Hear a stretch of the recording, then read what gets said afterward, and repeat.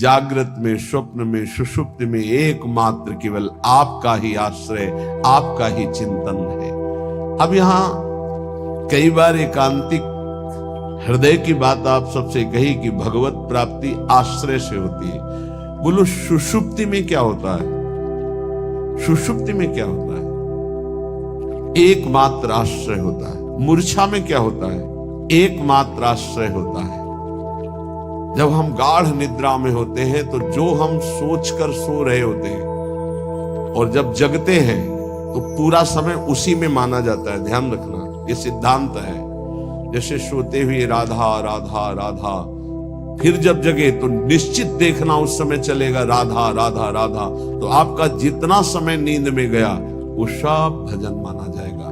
निद्रा समाधि स्थिति, जो समाधिस्थ महापुरुषों को लाभ मिलता है वही भक्त को निद्रा में भी प्राप्त हो जाता है। क्यों? वो अपने इष्ट में सोता है, इष्ट में जगता है, इष्ट में विचरता है, इष्ट में व्यवहार करता है। श्रीपाद प्रबोधानंद जी महाराज कह रहे हैं,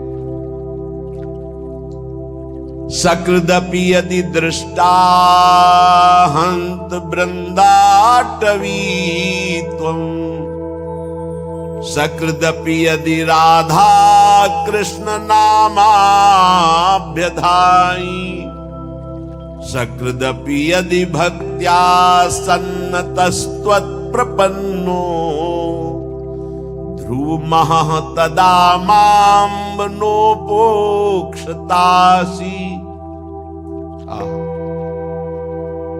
एक बार सकृदपि कहते हैं, एक बार सकृदपि यदि दृष्टा हंत वृंदाटवी त्वं,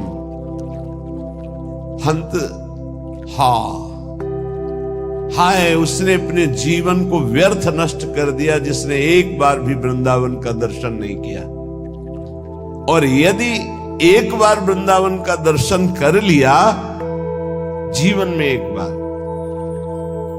वो कभी नरक नहीं जाएगा, उसकी कभी दुर्गति नहीं हो सकती।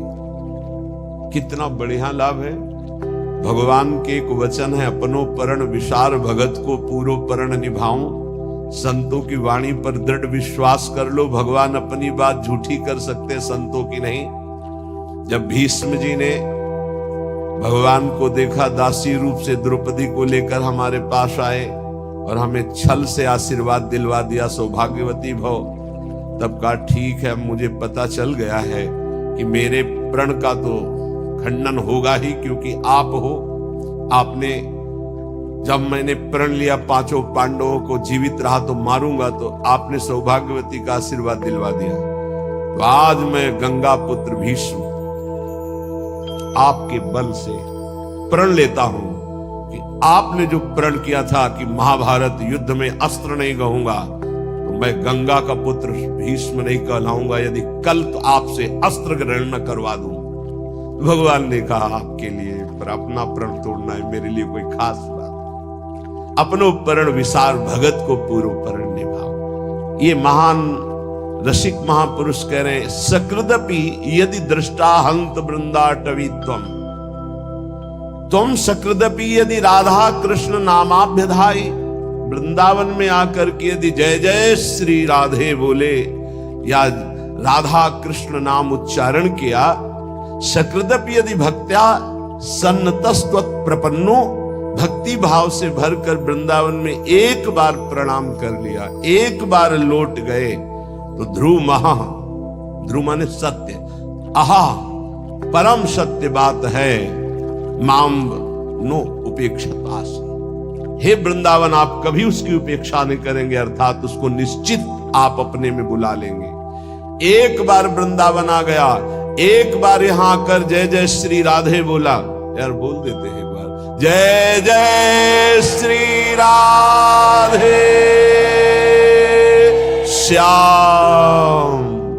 बोले सकृदपि यदि राधा कृष्ण नामाभ्यधाई, एक बार प्रिया प्रीतम की जय जय बोल दिया, एक बार वृंदावन आ गया, एक बार प्रणाम करके वृंदावन भूमि में लौट गया, तो ध्रुव महा परम सत्य, वो नरक नहीं जाएगा, उसको भगवत प्राप्ति होगी।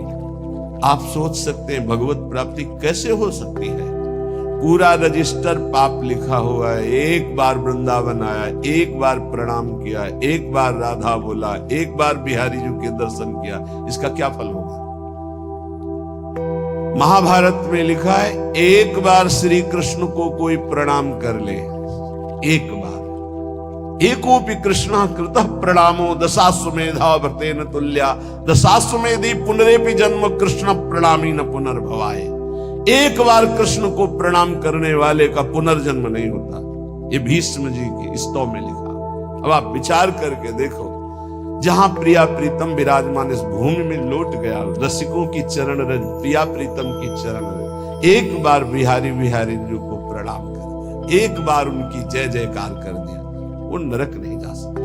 श्रीपाद कह रहे इसलिए वृंदावने सैक पदस्पृहोपि महत्तमानां श्रुत भाषितोपि विदन्नपि स्वार्थ विधाति सर्वं हाधिं वृंदावनाश्रयामि।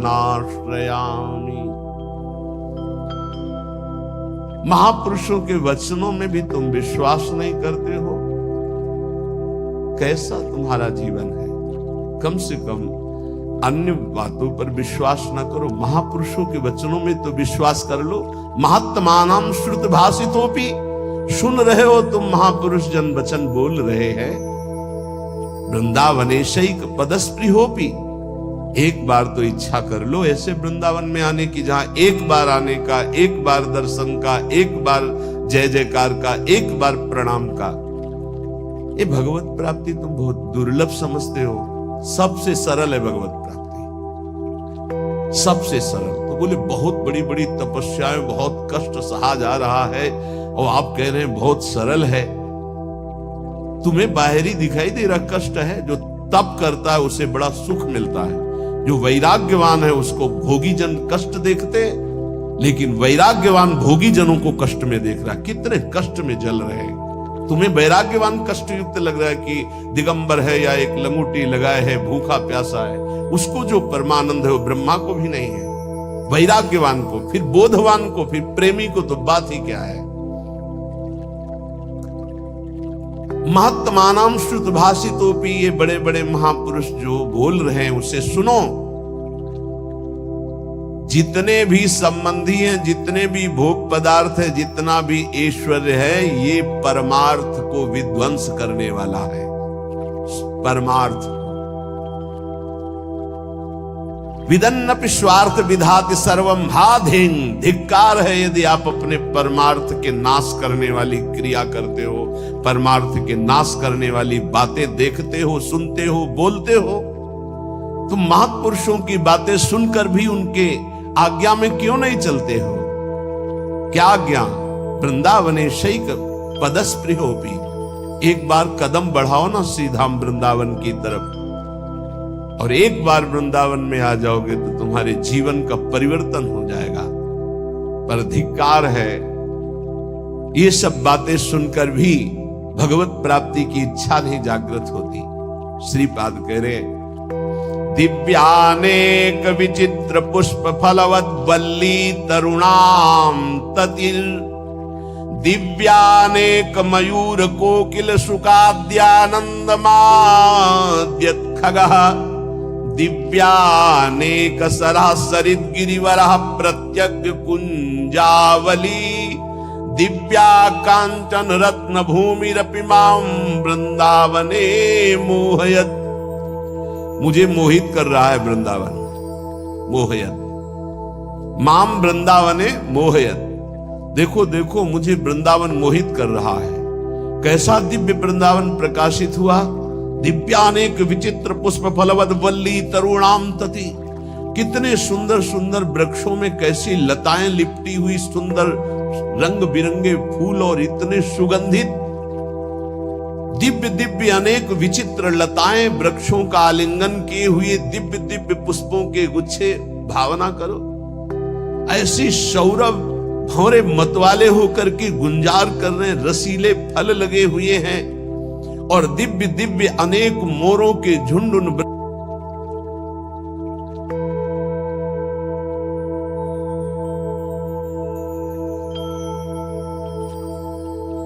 वृक्षों के नीचे नृत्य कर रहे हैं और शाखाओं पे बैठी हुई कोकिला गान कर रही हैं। शुक शाखा जो शुक आदि हैं पक्षी, वो ऐसे आनंद उन्मत्त होकर के गान कर रहे हैं मानो राग रागिनियां मूर्तिमान बैठी हो।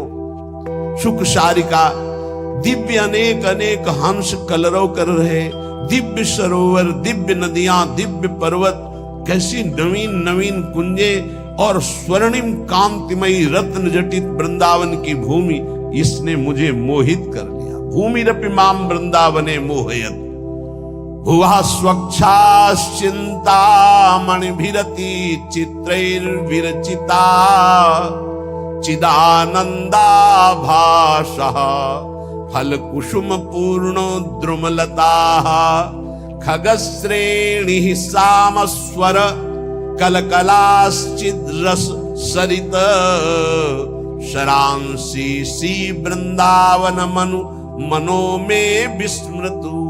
अहो मेरा मन विस्मृत अवस्था को, देहातीत अवस्था को प्राप्त हो रहा है। कैसी सुंदर स्वच्छ भूमि वृंदावन की, दिव्य वृंदावन की, करोड़ करोड़ चिंतामणियों से जटित ये भूमि, कैसा सुंदर रास मंडल, कैसी चिन्मय लताएं, कैसा चिन्मय फल, कैसे चिन्मय पुष्प, और यहाँ के पक्षी जब गान करते हैं तो शाम वेद की ध्वनि प्रकट होती है। खगश्रेणी सामस्वर कलकलाश्चिद रस सरित, अर्थात जो वृंदावन के पक्षियों की चहचहाट कलरव है, इनको जो श्रवण करता है तो चारों वेदों के पाठ का उसे फल मिल जाता है। धाम है, बड़ा दिव्य है। राधा यशो मुखर मत खगावली के यहाँ के पक्षी श्री जी का जस गान कर रहे हैं, और यहाँ के जो सरोवर हैं उनका जो जल है,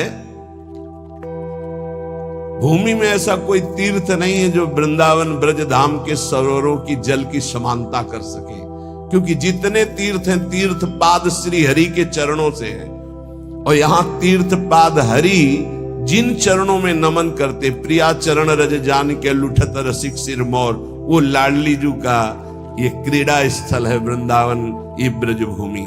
इसलिए श्रीपाद कितनी महिमा की बात कहे, वृंदारण्ये वरम श्याम क्रमिरपि परतो नो चिदानंद देहो। मुझे वृंदावन में नाली का कीड़ा बना दिया जाए, मैं याचना करता हूं, और वृंदावन के बाहर मुझे चिदानंद देह प्राप्त नहीं चाहिए। ये जब वृंदावन की दिव्य महिमा को श्रीपाद जाने तो ये बात कही, ये कैसी कोई साधारण बात नहीं है। ये मानव देह में ऋषि स्वरूप से दिव्य वृंदावन का आनंद ले रहे हैं, तो क्या कह रहे हैं, वृंदारण्ये वरम, मैं श्रेष्ठ मानूंगा, श्याम क्रमिरपि, यदि मुझे कीड़ा बना दिया जाए नाली का, परतरो न चिदानंद देहो, अन्यत्र मुझे चिदानंद देहधारी बना दिया जाए तो मुझे नहीं चाहिए। क्या है दिव्य वृंदावन की अनुपम महामाधुरी। श्री भट्ट देवाचार्य जी कह रहे हैं, यदि वृंदावन के बाहर मुझे हरि भी मिले तो मैं आंख उठा के नहीं देखूंगा। विपिन राज सीमा के बाहर हरि हूं को न निहार, रे मन वृंदा विपिन निहार। यद्यपि मिले कोटि चिंतामणि तौ न हाथ पसार। जय श्री भट्ट धूलि धूसर तन, ये आशा उर्धार, रे मन वृंदा विपिन निहार। हे भाई, वृंदावन के बाहर हरि भी हो तो आंख मत लड़ाना, मत आंख उठा के देखना, क्योंकि वृंदावन के बाहर होते हुए चतुर्भुज नारायण रूप हो गए।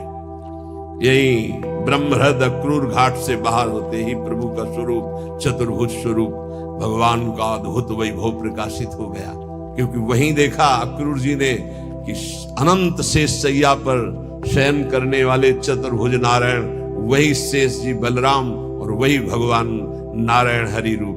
तो हमारे जो द्विज मुरली मनोहर वृंदावन विहारी नवनिवृत्त निकुंज से पधारे वो यही हैं, कभी एक कदम भी बाहर नहीं गए।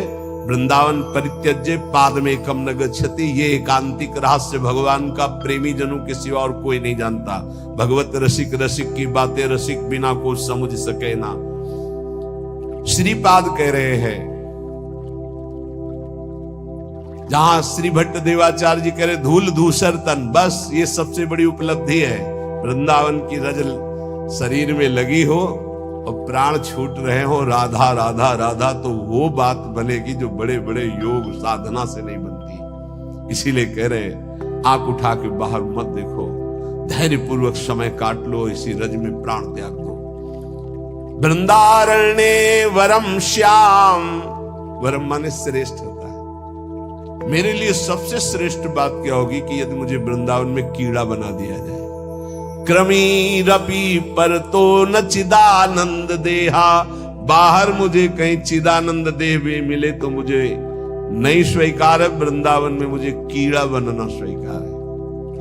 रंकोपि श्याम तुल्य परमिह न परत्राद्भुतानंत भूति, या मुझे रंकोपि बहुत गरीब दरिद्र बना के रखा जाए तो मैं रहना पसंद करूंगा, लेकिन वृंदावन के बाहर मुझे अनंत विभूतियों का स्वामी बना दिया जाए तो मैं रहना पसंद नहीं करूंगा।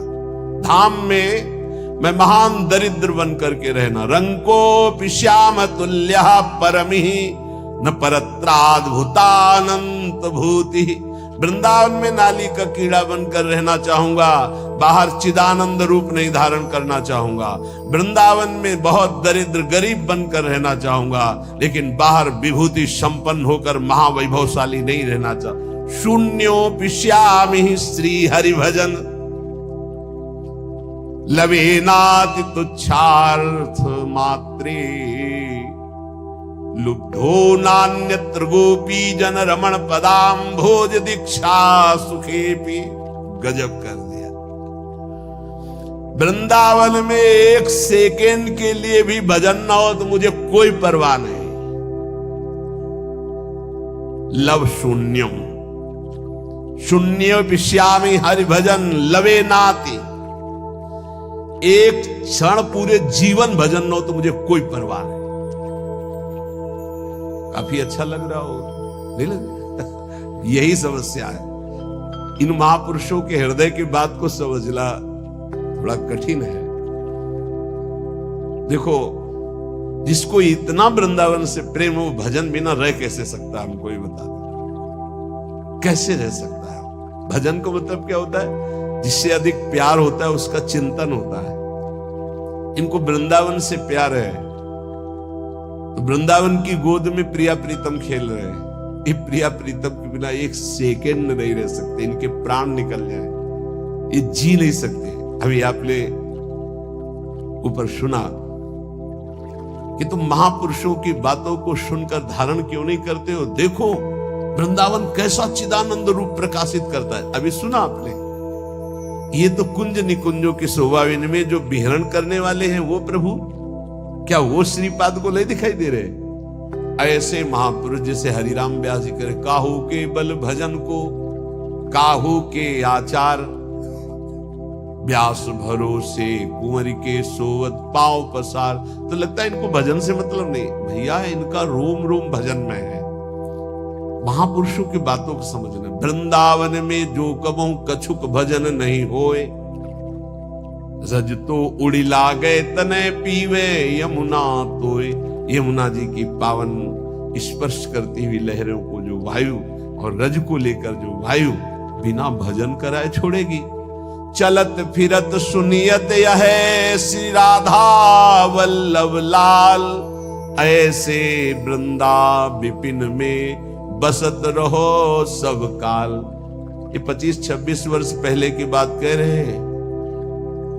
यहां हार्न नहीं बजा सकते थे आप, स्कूटी का या कार का हार्न नहीं बजा सकते। खिड़की खोलो, राधे बोलो, जो ए राधे मार्ग दीजिए, ऐसे। और जिससे पहला शब्द रिक्शा वाले से बात करना है तो राधे,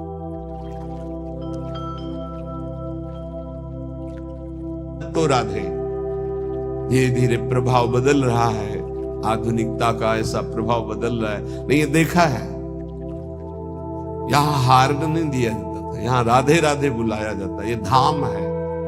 धीरे धीरे वो जैसे हवा चलेगी तो फिर आएगी ना, तो आधुनिकता की हवा चली हुई, इतनी बाढ़ आ रही है आधुनिकता की कि नाम छूटता जा रहा है। ये धाम है। मथुरा में यहीं से केवल सीमा पार हो, मथुरा में जय श्री कृष्ण, वहां आपको सुनाई दे, वहां जय जय श्री राधे अगर कोई बोलेगा तो वृंदावन का होगा, जय श्री कृष्ण। ये केवल महामहिम धाम, इस महापरा विद्या राधा नाम की गूंज हो रही। यहां श्रीपाद कह रहे हैं, लव माने बहुत छोटा समय होता है, जीवन में लव भर भी भजन ना हो तो मुझे कोई परवाह नहीं। इसका मतलब समझ रहे हो? वृंदावन वासी का वास ही बहुत बड़ा भजन हो जाता है। भजन के 4 अंग हैं, नाम रूप लीला धाम। रूप का चिंतन नहीं हो रहा, नाम जप नहीं हो रहा, लीला चिंतन नहीं हो रहा, तो धाम में हो। 4 अंग हैं भजन के। अब जो धाम में उसे नाम अपने आप पकड़ लेगा। देखो वृंदावन का प्रभाव सुनो, ये भजन कराए बिना रह नहीं सकता आपको। हिया फिरे स्वार्थ आपने भजन गए फिरे बाह। उद्दंडता मत ले आना अपने मन में ये बात सुन करके। ये निष्ठावान महापुरुषों की जो चरम निष्ठा है, वो भजन की स्थिति ऊपर है, वो कर नहीं रहे, हो रहा है उनका भजन। वो उनकी स्थिति को समझना है। कह रहे लव मात्र हरि भजन ना हो तो भी मुझे कोई परवाह नहीं। नाली का कीड़ा बना दो, बाहर चिदानंद होकर नहीं रहना चाहता। वृंदावन में टुकड़े मांगकर जीऊंगा, गरीबी दरिद्रता से निवास करूंगा, पर बाहर विभूति संपन्न मैं महान वैभवशाली नहीं होना चाहता। वृंदावन में एक लव मात्र के समय का भी भजन न हो तो मुझे कोई परवाह नहीं, आजीवन वृंदावन अखंड वास करूंगा। अब जो आगे की बात कह रहे हैं बहुत होश से समझना है, नहीं तो गड़बड़ हो जाएगा। कह रहे हैं लुब्धो नान्यत्र गोपी जन रमण पदाम्भोज दीक्षा सुखेपी तुच्छार्थ मात्रे। तुच्छार्थ कहते हैं भोगों को, तुच्छ अर्थ जिनका निकलता भोग। यदि मेरे हृदय में तुच्छ भोगों की लालसा जागृत है तो भी मैं वृंदावन में ही रहूंगा। उसका अर्थ दूसरे रूप में, अगर उसको भावार्थ में लिया जाए तो मैं विषयी होकर वृंदावन में रहना पसंद करूंगा, भजनानंदी बनकर बाहर नहीं। मैं दरिद्र होकर वृंदावन में बसना पसंद करूंगा, वैभवशाली होकर बाहर नहीं। मैं नीच कीड़ा बनकर रहना पसंद करूंगा, चिदानंद देह नहीं। और कह रहे हैं लुब्धो नान्यत्र, मैं कहीं लुब्धायमान नहीं हो सकता। अगर कोई कहे कि गोपी जन रमण के पाद पद्मों की प्राप्ति में बाहर तुम्हें करा देता हूं, आ जाओ, तो मैं कदापि नहीं जाऊंगा, यहां विषयी बनकर रहना पसंद करूंगा। गजब की निष्ठा, गजब की निष्ठा। आगे एक श्लोक आता है जो कभी भी किसी को बचेगा नहीं। बहुत विचित्र कोटि निष्ठा वही होती है जो विचित्र कोटि की होती है। श्री कृष्ण के प्रेम में उन्मत्त होकर मैं बाहर रहना नहीं चाहता, लेकिन वृंदावन में घोर विषयी बन करके भी मैं रहना चाहता हूं। और ऐसे महापुरुष है जो ब्रह्म बोध संपन्न है, जो भगवत प्रेम को प्राप्त महापुरुष है। ये भला ऐसा, ये कुछ है वृंदावन की ऐसी महामहिमा जिसमें श्रीपाद लुब्धायमान है। ध्रुवदास जी, श्री वृंदावन दास जी, हरिवंश महाप्रभु, प्रथम यथामति प्रणवो श्री वृंदावन तिरम्य श्री राधिका कृपा विलु, क्योंकि इसमें मेरी प्यारी जो विराजमान। वृंदान सर्व महताम पहाय दूरात वृंदाटवी मनुसर प्रणयन चेता सत्तारणी कृत स्वभाव सुधार सौघम राधा विधान में दिव्य निधान। ये हम नहीं करेंगे भजन, अब हमारी श्री जी है ना। जिस दिन हमारी श्री जी ने देखा मेरे महल में पड़ा हुआ ये विषयी पुरुष है, उसी दिन ऐसा महाप्रेमी बना देंगी। बिल्कुल हिया फिरे स्वार्थ आपने भजन गए फिरे बाह। और देश के बसत ही अधिक भजन हो, ये सम तो पूजत नहीं वृंदावन रहे सोए। कैसे कोई वृंदावन की महिमा को पार पा सकता है? और देश के बसत ही घटत भजन की बात, वृंदावन में स्वार्थ हो उलट भजन होए जा। बड़े भाग्यशाली जिनको ये महिमा सुनने को मिली और अपने हृदय में धारण किया। अगणित रवि कोटि प्रस्फुरत दिव्य भाति, सकृदपि हृदि भातई शीतलानंद वृष्ट्या, प्रशमित भवतापैर दुर्लभार्थान दुहदद्भिः, परम रुचिर्है मां संख्य वृक्षै परीतम। करोड़ करोड़ सूर्यों की सी कांति यहां के वृक्षों की डालों से प्रकट होती है। यहां सूर्य चंद्र का प्रवेश नहीं, वृंदावन में दिव्य वृंदावन। भगवान कहते न तद्भासते सूर्यो न शशांको न पावकः, यद गत्वा न निवर्तन्ते तद्धाम परमम मम। ये परम धाम सूर्य चंद्र अग्नि का प्रवेश ही नहीं है। बोले अगणित रवि कोटि, अगणित गिनती नहीं है ऐसे सूर्य और चंद्रमाओं जैसा प्रकाश वृंदावन की वृक्षों की शाखाओं से प्रकट हो रहा है। कैसा रमणीय वृंदावन, जहां हमारे प्रिया प्रीतम गलवैया दिए हुए चल रहे, कोई सखी छत्र लिए, कोई चवर लिए, कोई बाजत मृद मृदंग, नाचत सभय सुधंग, नृत्य करते हुए कोई आगे चल रहे, कोई मृदंग वीणा वेणु ऐसे वाद्य बजा रहे, कोई पुष्पांजलि अर्पित करे, कोई जय हो खग मृग पशु पंछियों का कोलाहल, और ऐसी सुंदर सुंदर दिव्य लताएं फूली हुई प्रिया प्रीतम के अंग की सौरभ संपूर्ण वृंदावन को सुवासित कर रहे। एक चिदानंद सुख। इसीलिए कहते हैं मानव देह से ही ये प्राप्त हो सकता है, और सबको सौभाग्य नहीं मिला। ये पूरे विश्व में कितने प्राणी हैं? अरे भारत में मनुष्य केवल 140 करोड़ बताए गए। कितने बैठे हैं? 2, 500, 1000 इतने हैं। कितने सुनेंगे? इनमें कितने पकड़ेंगे? पकड़ने वालों में कितने चलेंगे? चलने वालों में कितने पहुंचेंगे? को एक पाओ जो कहे हरिवंश रस, बिरलो समझनहार, एक दो ही जो पाइए खुद ही सब संसार। बहुत बढ़िया सौभाग्य है। सीधाम वृंदावन में बैठ करके प्रिया प्रीतम के निज महल की महिमा सुन रहे।